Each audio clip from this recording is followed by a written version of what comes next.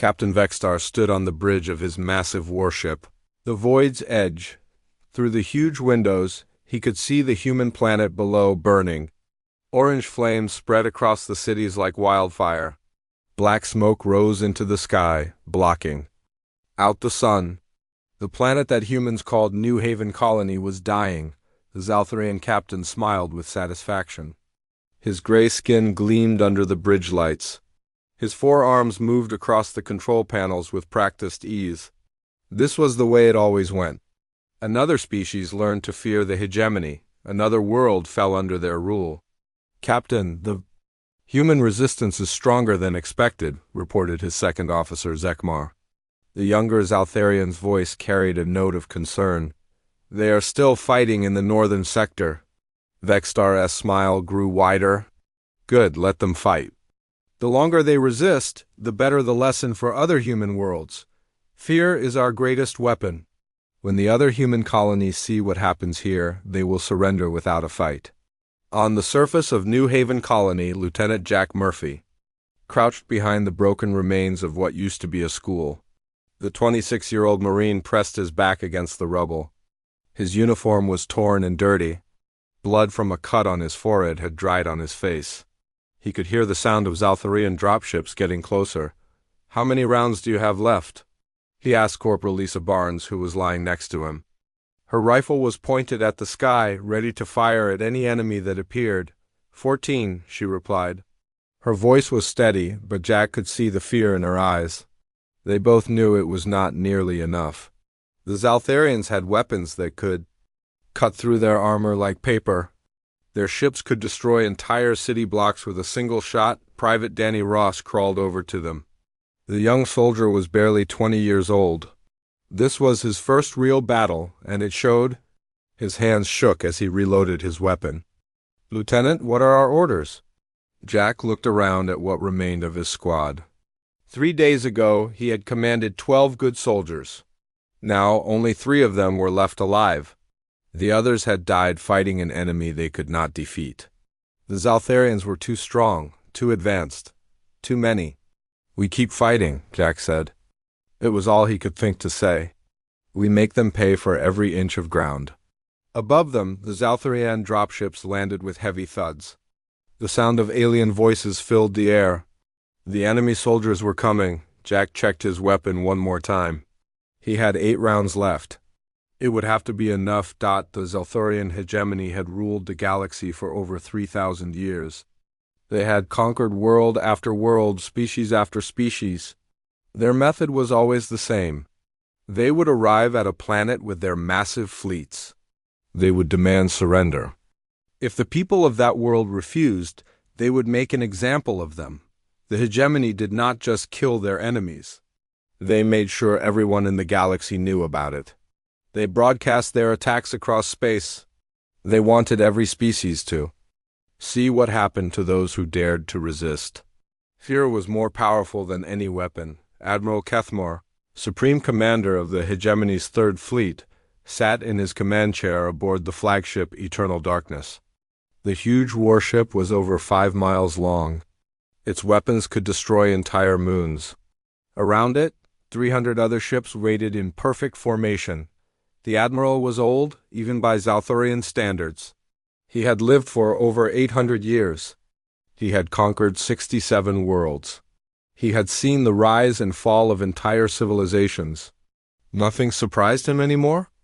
"Admiral, we are receiving surrender offers from 12 human colonies," reported his communications officer. "They are offering to submit to hegemony rule without resistance." Kethmore nodded. This was expected. The humans were like all the others. They talked about courage and freedom, but when they saw what happened to those who fought back, they gave up. Fear always won in the end. "Accept their surrender," he said. "But continue the bombardment of New Haven Colony. I want this lesson to be clear. Resistance means death." The Admiral looked at the tactical display showing the human worlds. Earth, their home planet, was heavily defended. It would take time to conquer. But the other colonies were weak. They would fall quickly once they saw what happened to those who fought. On Earth, In the deep underground bunkers beneath the city of Geneva, an emergency meeting was taking place. The leaders of humanity had gathered to discuss their darkest hour. The war against the hegemony was going badly. Very badly. President Helen Roberts stood at the head of the long table. She was 53 years old and had been in politics for most of her life, but nothing had prepared her for this. Her planet, her species, was facing extinction. The reports from our colonies are not good, she said to the assembled leaders. New Haven colony will fall within hours. 7 other colonies have already surrendered. The hegemony fleet is moving toward Earth. General Paul Davis, chairman of the Joint Chiefs of Staff, stood up. He was a tall man with gray hair and tired eyes. He had fought in many wars, but never one like this. Madam President, our conventional weapons are useless against their technology. Their shields can stop our most powerful missiles. Their armor can resist our strongest lasers. What about our fleet? Asked Defense Secretary Mary White. Surely our ships can do something. The general's face was grim. We lost over 2 million sailors at the Battle of Proxima Centauri. The hegemony destroyed our entire second fleet in less than an hour. We have maybe 50 ships left that can fight. They have thousands. President Roberts felt the weight of the world on her shoulders. She had sworn to protect humanity, but how could she protect them from an enemy that was so much stronger? The hegemony had weapons that could crack planets. They had shields that could stop anything humans could throw at them. Is there any hope? She asked. Any chance at all? The room was silent. No one wanted to be the first to say what they all knew. Humanity was going to lose this war. The only question was how many would die before it was over. Far from Earth, in the Tau Ceti system, something was happening that might change everything. Dr. Kate Mitchell worked in a secret research facility hidden inside an asteroid. The 30-4-year-old physicist had been working on something called the Prometheus project for 5 years. The project was so secret that only a handful of people knew about it. Even the president did not know the full details. Kate had been studying quantum mechanics and theoretical physics. She believed she could create a weapon that could change the laws of physics themselves. Dr. Mitchell, the test results are in, said her assistant, Dr. Tim Johnson. He was a young man who had joined the project straight from university. The quantum field generator is working, but it's unstable. We would need a massive power source to make it work on a large scale. Kate looked at the data on her screen. The numbers were promising but scary. If her theory was correct, the weapon could disable any technology within its range. It could turn the most advanced warship into a floating piece of metal. But it had never been tested on anything larger than a small probe. How massive? She asked. We would need the power core of a capital ship. A dreadnought, maybe even a battleship? And even then, we're not sure it would work. Kate thought about the reports coming in from the war. Humanity was losing. They were losing badly. Soon, the hegemony would be at Earth's doorstep. They needed a miracle. What if we used the USS Defiance? She asked. It's scheduled to be scrapped next month. We could modify it. Tim looked worried. Doctor, we don't know if this will work. We could be sending good people to die for nothing. Kate looked out at the stars through the facility's observation deck. Somewhere out there, human soldiers were fighting and dying against impossible odds. Lieutenant Jack Murphy and thousands like him were holding the line while she worked in safety. Tim, if we don't try, we're all going to die anyway. At least this way, we have a chance. The hegemony had ruled through fear for 3,000 years. They had never faced an enemy that could match their technology. They had never lost a war. But they had never fought humanity before. And humanity had something the hegemony had forgotten about long ago. Hope. The underground bunkers beneath Geneva had never seen so many world leaders gathered in one place. President Helen Roberts looked around the emergency session of the United Earth Council. Representatives from every nation sat at the long metal table. Their faces showed the same expression of fear and desperation. Ladies and gentlemen, President Roberts began, her voice echoing in the concrete chamber. We have received an ultimatum from the Zaltharian hegemony. They are giving us 72 hours to surrender completely. If we refuse, they will destroy every human world, including Earth. The room erupted in worried voices. Some leaders shouted that they should surrender immediately. Others demanded they fight to the end. President Roberts raised her hand for silence. General Davis will now present our military situation, she said. General Paul Davis stood up slowly. The old soldier looked like he had aged 10 years in the past week. His uniform was wrinkled and his eyes were red from lack of sleep. He had been receiving casualty reports all day, and each one was worse than the last. The situation is not good, he began. New Haven colony fell 6 hours ago. The survivors report that the hegemony killed everyone who fought back. They are broadcasting the executions across all human worlds as a warning. A woman in the back row started crying. Her son had been stationed on New Haven colony. She knew she would never see him again. What about our fleet? Asked Chancellor Maria Santos from the South American Federation. Surely our ships can do something. General Davis shook his head. We lost the Battle of Proxima Centauri 3 days ago. The hegemony destroyed our entire second fleet in 47 minutes. Admiral Peterson's flagship was cut in half by their main guns. We lost over 2 million sailors. The numbers were staggering. Before the war, humanity had been proud of their space fleet. They had built hundreds of ships over the decades. Now most of them were floating debris in space. How many ships do we have left? President Roberts asked. 53 combat vessels that can still fight, General Davis replied. The hegemony has over 3,000 ships in their third fleet alone. They have weapons that can destroy planets. We have weapons that barely scratch their armor. The room fell silent. Everyone understood what this meant. Humanity was completely outmatched. They were like children fighting against giants. In the Tau Ceti system, Dr. Kate Mitchell was working around the clock in her secret laboratory. The facility was hidden inside a hollowed-out asteroid, protected by layers of rock and metal. Only a few dozen people knew it existed. Doctor, the quantum field generator is ready for final testing, said Commander Ryan Clark, the former naval engineer had been assigned to the Prometheus project 6 months ago. He was one of the few people who understood both the science and the military applications of Kate's work. Kate looked at the device in front of her. It was massive, taking up most of the laboratory space. Cables and pipes ran everywhere, connecting it to the facility's main power core. The machine hummed with barely contained energy. Are you sure the containment field will hold? She asked Chief Engineer Amy Foster. The woman had been working for 18 hours straight, checking and rechecking every connection. As sure as I can be, Amy replied. But Doctor, this is all theoretical. We've never tested anything this powerful before.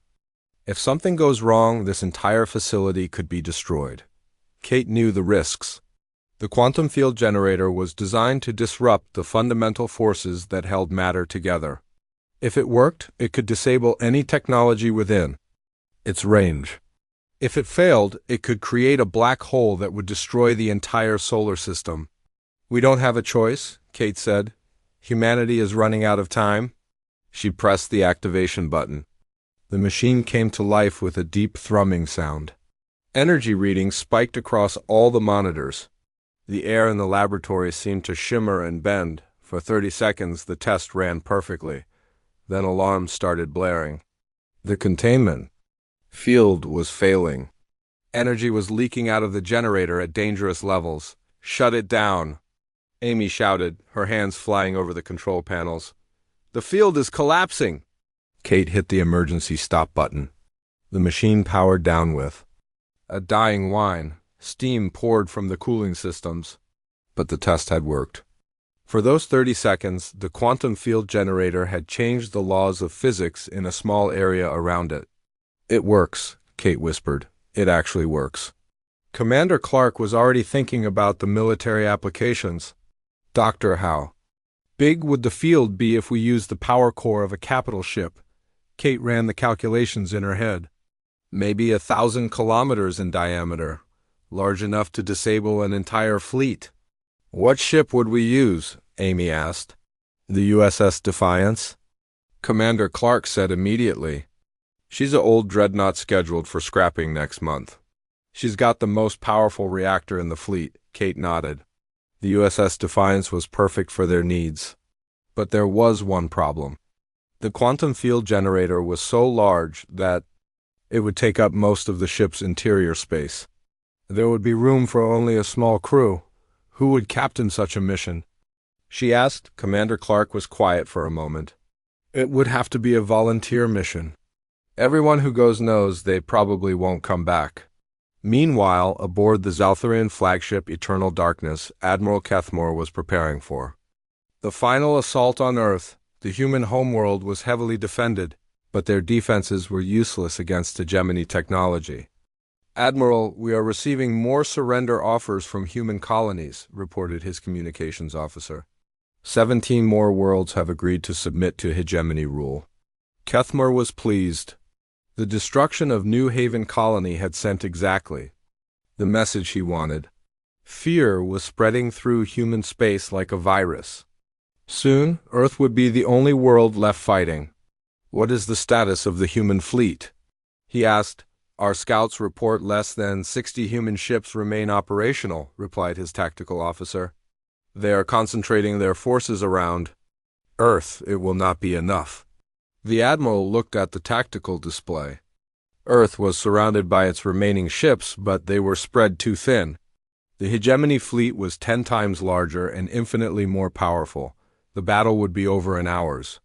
How long until we reach Earth? He asked. 68 hours. Admiral, Kethmore smiled. The humans had 4 hours left on their ultimatum. When the time expired, he would demonstrate the true power of the hegemony. Earth would burn, and the human species would learn their place in the galaxy, back on Earth. Captain Frank Adams received the most important call of his life. The 50-year-old naval officer was in his quarters aboard the USS Defiance, writing what he thought would be his final letter to his wife. Captain Adams, this is General Davis. I need you to report to Geneva immediately. Highest priority. Frank was confused. The Defiance was scheduled to be scrapped. Why would they need him now? Sir, my ship is being decommissioned. I'm not sure what I can do. Captain, we have a mission for you. A very important mission. I can't discuss it over the com. Just get here as fast as you can.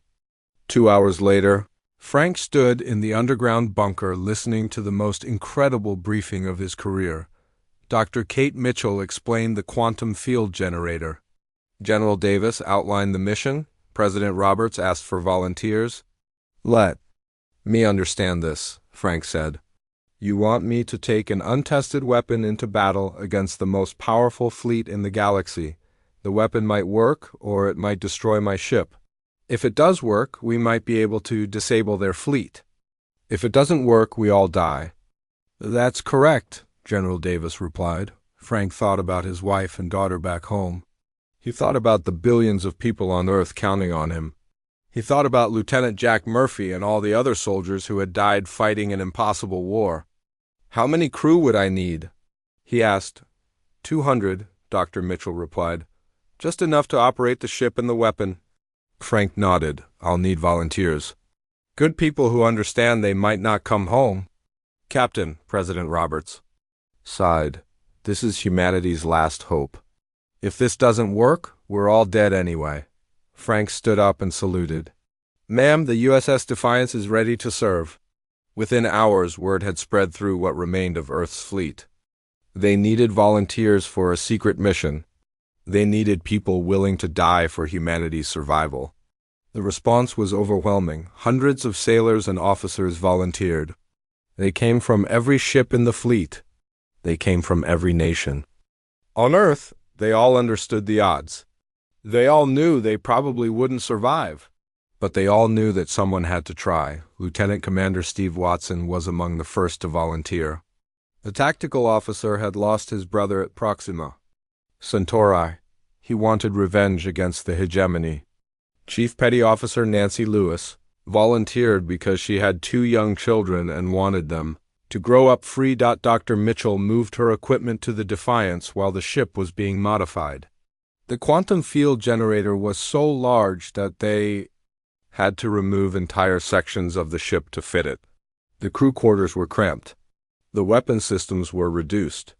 But the ship would be able to carry humanity's last hope. As the 72-hour deadline approached, the hegemony fleet moved closer to Earth. Admiral Kethmore prepared his final ultimatum. The human leaders gathered in their bunkers, knowing they were about to refuse an enemy they could not defeat. The USS Defiance launched from the hidden shipyards of Tau Ceti just as the 72-hour deadline ended. Captain Frank Adams sat in his command chair, watching the stars streak past as his ship jumped to faster-than-light speed. Behind him, the secret facility disappeared into the darkness of space. "Captain, we're receiving the final transmission from Earth," reported Communications Officer Lieutenant Sarah Kim. Her voice was steady, but Frank could see her hands shaking slightly as she worked at her console. "Put it through," Frank ordered. "President."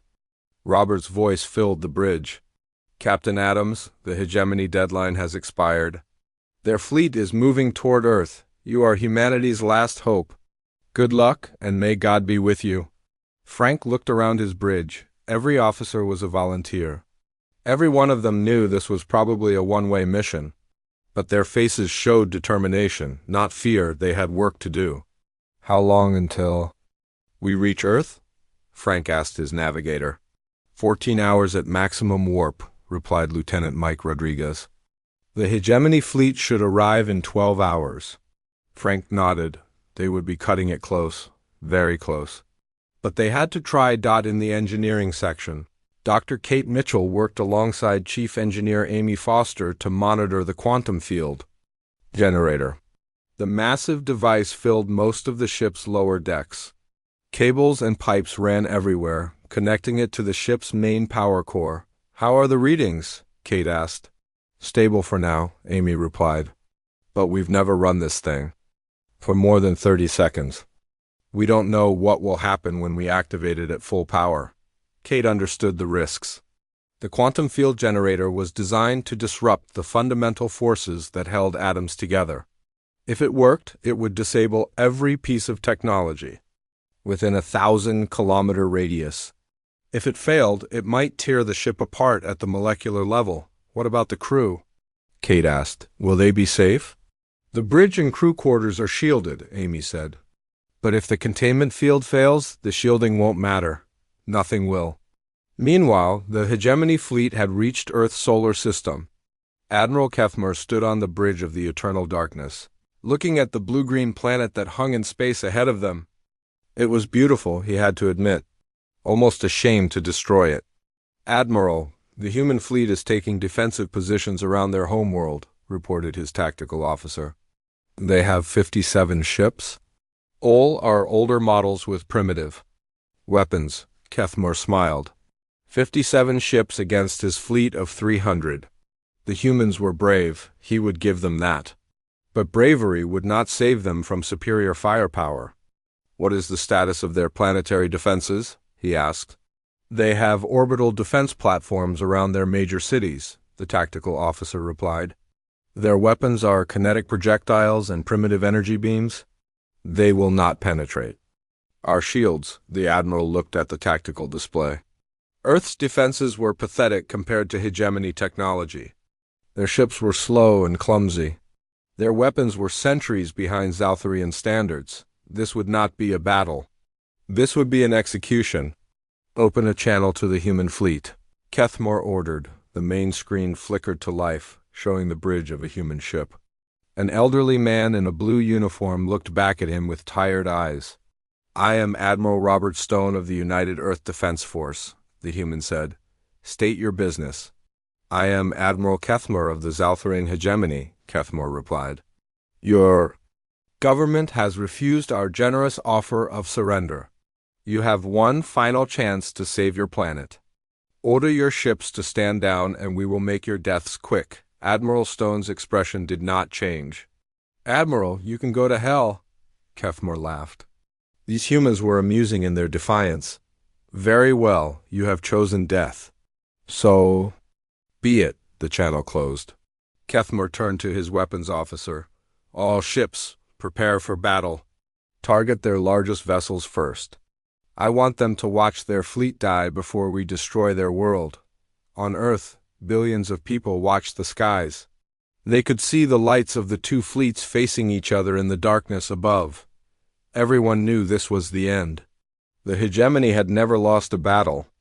Earth's fleet was tiny compared to their massive armada. In the underground bunkers of Geneva, President Roberts and the world leaders waited for news.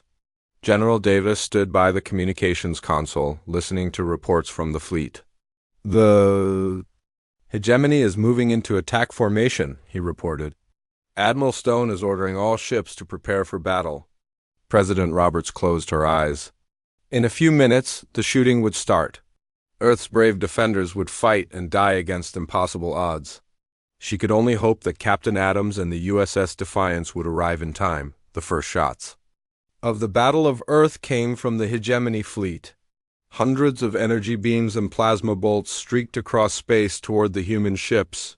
The Earth vessels scattered, trying to avoid the deadly fire. The human ship UES Warrior took a direct hit from a hegemony cruiser. The beam cut through her hull like a knife through paper. The ship exploded in a ball of fire and debris. 37 crew members died instantly. Return fire. Admiral Stone ordered from his flagship, the UES Liberty. All ships engage at will. The human fleet opened fire with everything they had. Missiles and energy beams flew toward the hegemony ships, but their weapons were too weak. The energy beams bounced off the alien shields like raindrops. The missiles exploded harmlessly. Against the enemy armor, within minutes, 5 human ships were destroyed. The hegemony had not lost a single vessel. Their shields were holding perfectly. Their weapons were cutting through the human fleet like a hot knife through butter. We're not even scratching them, reported the tactical officer aboard the Liberty. Our weapons are useless against their technology. Admiral Stone gritted his teeth. He had known this would happen, but they had to try. They had to buy time for whatever secret weapon General Davis had mentioned. All ships, focus fire on their lead cruiser, he ordered. Maybe we can overload their shields if we hit them with everything at once. 10 human ships concentrated their fire on a single hegemony vessel. For a moment it looked like their plan might work. The alien ship's shields flickered and sparked.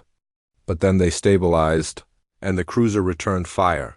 The concentrated fire from the hegemony cruiser destroyed 3 human ships in seconds. The UES Challenger, the UES Intrepid, and the UES Valiant were turned into floating wreckage. Over 300 sailors died in those few seconds. Admiral Kethmore watched the battle with satisfaction. The humans were fighting well, but they were completely outmatched. Their weapons could not penetrate hegemony shields. Their ships were too slow to avoid hegemony fire. This would be over soon. Admiral, we have destroyed 18 human vessels, reported his tactical officer. They have 39 ships remaining. Excellent, Kethmore replied. Continue the attack. I want their fleet destroyed before we begin the bombardment of their planet. Just then, a new contact appeared on the hegemony sensors. A single human ship was approaching at high speed. It was larger than the others, but it was alone. 1 ship against 300. Admiral, we have a new contact, the sensor operator reported. It's a human dreadnought, but it's alone. Kethmore looked at the tactical display. The ship was designated as the USS Defiance. It was flying directly toward his fleet with no escort, no support. Either the humans were completely insane or they had some kind of secret weapon. Is it some kind of suicide attack? He asked. Unknown, Admiral. The ship is not responding to our hails. Kethmore studied the approaching vessel. It was old, probably one of their first-generation dreadnoughts. But it was flying with purpose, heading straight for the center of his formation. All ships target that vessel, he ordered. I want it destroyed before it reaches us. On the bridge of the USS Defiance, Captain Frank Adams watched the hegemony fleet grow larger on his screen. 300 ships, each one larger and more powerful than his own. The tactical display showed dozens of weapons locking onto his ship. "Captain, they're targeting us," reported Lieutenant Commander Steve Watson from the tactical station. "All their ships are turning to face us," Frank nodded. This was expected. The hegemony would see his ship as a threat. They would try to destroy it before it could reach them. But they didn't know about the quantum field generator. "Dr. Mitchell, how long until the weapon is ready?" Frank asked. 5 minutes, Kate replied from the engineering station. "The field generator is charging to full power." Frank looked at his crew. They were all volunteers. They all knew they probably wouldn't survive this. But they were doing their duty. They were fighting for humanity's survival. "All hands prepare for battle," Frank announced over the ships. Intercom, "We're going in." The first hegemony shots reached the Defiance as she entered the outer edge of their formation. Energy beams and plasma bolts struck her shields, causing massive power drains. The ship shook violently as the alien weapons tried to punch through her defenses. "Shields at 60%, reported the engineering officer. "We're taking heavy damage. Return fire," Frank ordered. "All weapons, engage the nearest targets." The Defiance's guns opened fire. Her weapons were more powerful than the other human ships, upgraded with the latest technology. Energy beams lanced out toward the hegemony vessels, striking their shields and causing visible damage. The quantum field spread out from the USS Defiance like a wave of blue light. It moved faster than anything the hegemony had ever seen. In seconds, it engulfed their entire fleet. 300 of the most powerful warships in the galaxy suddenly went dark. Admiral Kethmer stood on his bridge in complete darkness. The emergency lights flickered on, casting eerie shadows across the control panels. Every screen was black. Every weapon was silent. His mighty flagship, the Eternal Darkness, was now truly living up to its name. "Report," he shouted to his crew. Half of them were unconscious. The quantum field had disrupted their life support systems. The air was getting thin. The temperature was dropping. "Admiral, all systems are offline," his tactical officer managed to say. "Weapons, shields, engines, everything is dead. We're floating in space with no power." Kethmer could not believe what he was hearing. The hegemony fleet had never been defeated. Their technology was superior to every other species in the galaxy. How could one human ship have done this? On the bridge of the USS Defiance, Captain Frank Adams watched his tactical display with amazement. The quantum field had worked better than anyone had hoped. Every hegemony ship was now helpless. Their shields were down. Their weapons were offline. They were sitting ducks. "All weapons, target the nearest cruiser," Frank ordered. "Fire!" The Defiance's guns opened fire on a hegemony cruiser that was floating just a few kilometers away. Without its shields, the alien ship was defenseless. The energy beams punched through its hull like paper. Explosions rippled along its length. As the human weapons found their mark, direct hit, reported Lieutenant Commander Steve Watson. "The cruiser is breaking apart." Frank watched as the massive alien ship split in two. Debris and bodies flew out into space. It was the first hegemony ship ever destroyed by human weapons. But it would not be the last. "Target the next ship," Frank ordered. "Keep firing." The remaining human fleet saw what was happening and moved to attack. Admiral Robert Stone could hardly believe his eyes. The hegemony ships that had been destroying his fleet just minutes ago were now helpless targets. "All ships, engage the enemy," Stone ordered. "Their shields are down. This is our chance." The human ships opened fire with everything they had. Missiles and energy beams struck the defenseless hegemony vessels. Without their advanced shields and armor, the alien ships were no match for human weapons.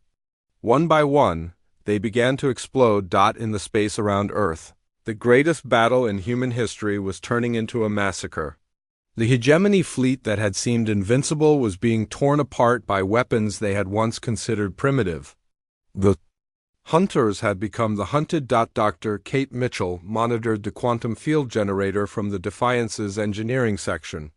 The device was working perfectly, but she could see warning lights flashing on her control panels. The massive machine was running at full power, and it was not designed to do that for long. "Captain, we have a problem," she reported over the intercom. "The field generator is overheating. The power core is being drained faster than we can recharge." Frank understood what this meant. The quantum field would not last forever. They had to destroy as many hegemony ships as possible while they still could. "How long do we have?" he asked. "Maybe 30 minutes, Kate replied. "After that, the field will collapse and their ships will be operational again." Frank did some quick math in his head. There were still over 200 hegemony ships left. Even working together, the human fleet could not destroy all of them in 30 minutes. But they could destroy enough to even the odds.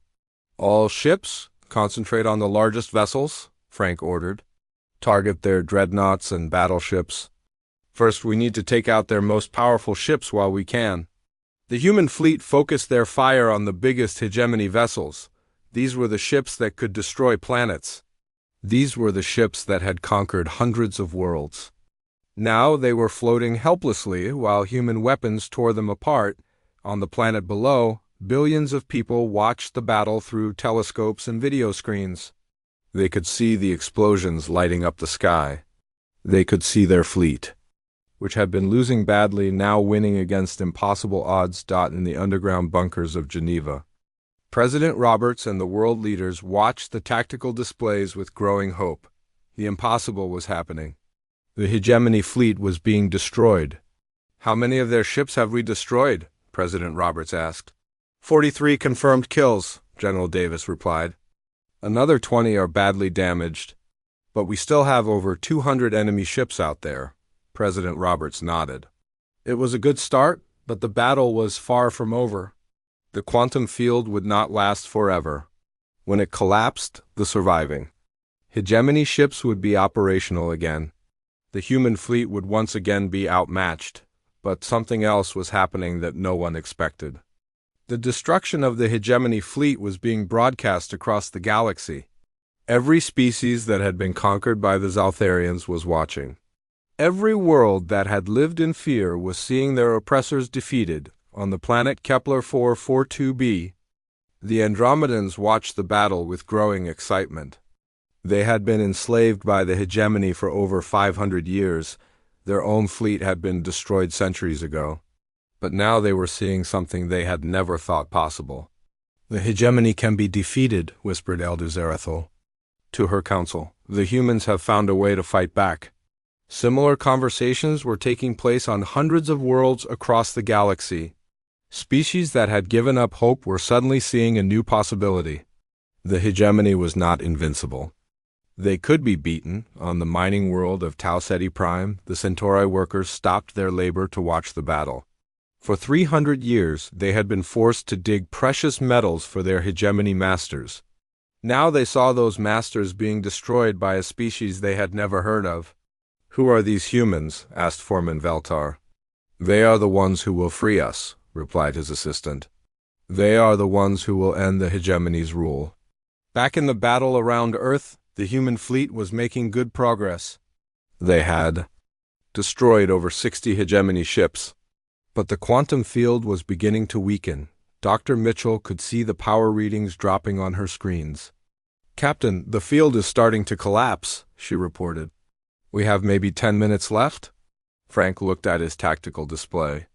There were still over 150 hegemony ships left. Even damaged, they would be more than enough to destroy the human fleet once their systems came back online. "All ships, this is Captain Adams," Frank broadcast to the human fleet. "The quantum field is failing. We have 10 minutes to do as much damage as possible. Make every shot count." The human ships increased their rate of fire. Energy beams and missiles flew through space at an incredible rate. The hegemony fleet was being torn apart, but there were still too many of them left. Admiral Kethmar watched his fleet being destroyed from the bridge of his crippled flagship. Over 70 of his ships were gone. The pride of the hegemony navy was being massacred by inferior human weapons, but he was not worried. His sensors were detecting power fluctuations in the quantum field. The strange blue light around the human ship was flickering. Whatever weapon they had used, it was not permanent. All ships, prepare for emergency restart, he ordered over the short-range communicators that still worked. The moment our systems come back online, we destroy that human ship. The quantum field around the USS Defiance began to flicker and fade. The blue light that had disabled the hegemony fleet was growing weaker. Dr. Mitchell worked frantically to maintain the field, but the power core was almost drained. "Captain, I'm losing containment," she reported. "The field will collapse in 60 seconds. Frank knew what this meant. The moment the quantum field failed, the surviving hegemony ships would be operational again. They would have their shields back. They would have their weapons back, and they would be very angry. "Oh. Ships, prepare for incoming fire," Frank ordered. "The quantum field is about to collapse. Get ready to fight." The human fleet took defensive positions around Earth. They had destroyed 87 hegemony ships, but 133 were still intact. The odds were still against them, but not as badly as before. The quantum field around the Defiance suddenly collapsed. The blue light disappeared. Space returned to normal. And immediately, the hegemony ships began to come back to life. Lights flickered on across the enemy fleet. Engines hummed to life. Weapon systems activated. The surviving hegemony ships were operational again, and they were furious.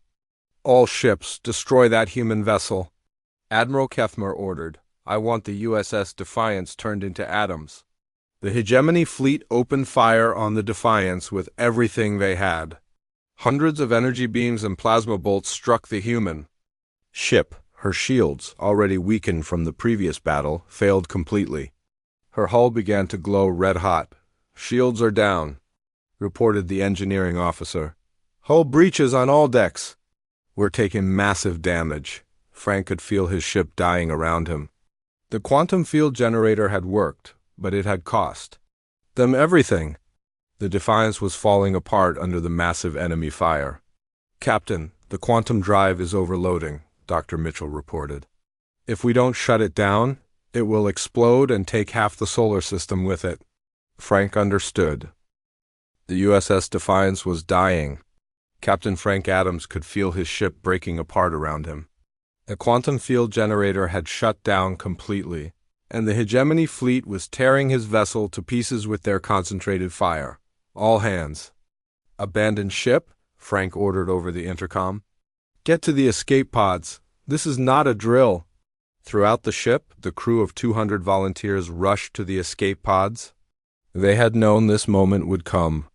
They had volunteered for a suicide mission, but they had accomplished something impossible. They had defeated the hegemony fleet. Dr. Kate Mitchell grabbed her research data and ran toward the nearest escape pod. The quantum field generator was destroyed, but the information about how to build it was safely stored in her computers. Humanity would be able to build more of these weapons. "Doctor, this way!" shouted Chief Engineer Amy Foster. She was helping injured crew members reach the escape pods. Even in the chaos, she was thinking about others before herself, Captain Frank. Adams was the last person to leave the bridge. He looked around at the command center that had been his home for the past few days. The USS Defiance had been scheduled for scrapping, but instead she had become the most important ship in human history. "Thank you, old girl," he whispered to his dying ship. Then he ran toward the final escape pod. The escape pods launched just as the USS Defiance's hull began to crack. The ship that had saved humanity was falling apart, but her crew was safe. Her mission was complete.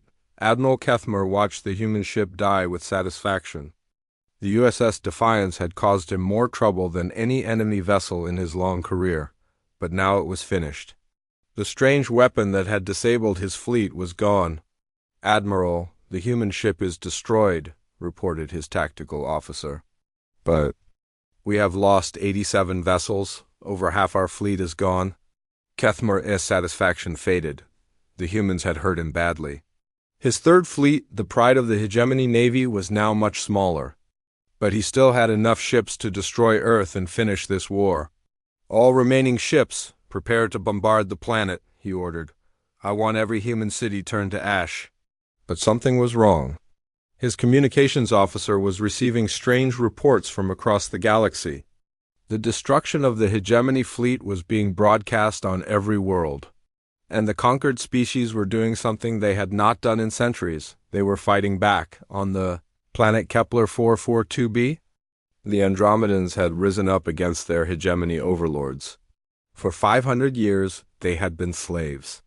They had mined precious metals and built ships for their masters. But now they had hope. Elder Zarathul stood before the planetary governor's palace with 10,000 followers. The hegemony garrison had only 300 soldiers. For the first time in centuries, the numbers were on their side. "The humans have shown us the way," she shouted to the crowd. "The hegemony can be defeated. Today we take back our world." The crowd roared its approval. They stormed the palace and overwhelmed the hegemony guards. The planetary governor, an arrogant Zaltharian named Velkoth, was captured and imprisoned. After 5 centuries of slavery, the Andromedans were free. Similar uprisings were happening across the galaxy. On Tau Ceti Prime, the Centauri workers had taken control of the mining facilities. On Proxima Centauri, the Regelians had destroyed the hegemony communication center. On dozens of worlds, the conquered species were remembering what it meant to be free. The news reached the hegemony capital of Zalthmar within hours. Supreme Chancellor Zarthul, ruler of the Zaltharian Empire, received the reports with growing alarm. For 3,000 years his people had ruled through fear. Now that fear was breaking down. "How many worlds are in rebellion?" he asked his advisors. 47 confirmed uprisings," replied General Kekstar. "More are reporting every hour. The humans have started something that is spreading across the galaxy." Zarthul stood at the window of his palace, looking out at the capital city. The hegemony had been built on the principle that superior technology could conquer any enemy, but the humans had found a way to neutralize their advantage. "What do we know about this quantum weapon?" he asked.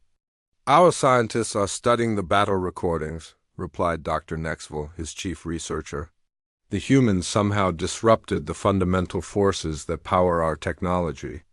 If they can build more of these weapons, they could defeat any fleet we send against them." Zarthul felt fear for the first time in centuries. The hegemony had always been the strongest power in the galaxy. Now they faced an enemy that could match their technology. Worse, they faced a galaxy full of species that were no longer afraid. Back in the solar system, the human fleet was rescuing survivors from the USS Defiance. The escape pods had been picked up by rescue ships from Earth. Captain Frank Adams and his crew were safe, but their ship was gone. "Captain, you did it," said Admiral Robert Stone as he welcomed Frank aboard his flagship. "You actually did it. You beat the hegemony." Frank looked out at the debris field that had once been the USS Defiance. "We all did it, Admiral. Every person who volunteered for this mission. Every sailor who fought today. We all did it together." Dr. Kate Mitchell was already working on her next project. The quantum field generator had been destroyed, but she had the plans to build more. Earth's shipyards were already beginning construction on a new generation of vessels equipped with the quantum technology. "Doctor, how long before we can build another quantum ship?" asked General Davis. 6 months for the first one," Kate replied. "After that, we can build one every month. We can equip our entire fleet with quantum generators." But the most important change was happening across the galaxy. The hegemony's control was crumbling. Species that had been conquered centuries ago were fighting for their freedom. The humans had shown them that victory was possible. On Earth, President Roberts addressed the world. "Today, humanity has won its greatest victory. We have not only saved our planet, but we have shown the galaxy that tyranny can be defeated. The age of the hegemony is ending." The news was broadcast across human space and beyond. On every human colony, people celebrated in the streets. Their species had faced extinction and had emerged victorious. They were no longer the helpless victims of alien conquest.